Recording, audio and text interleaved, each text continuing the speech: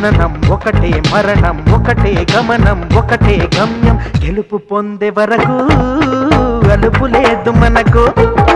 బ్రతుకు అంటే గెలుపు, గెలుపు కొరకే బ్రతుకు.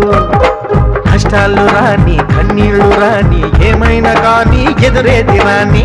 ఓడిపోవద్దు, రాజీ పడొద్దు, నిద్రే నీకొద్దు, నింగి నీ హద్దు. ఒకటే జననం ఒకటే, మరణం ఒకటే,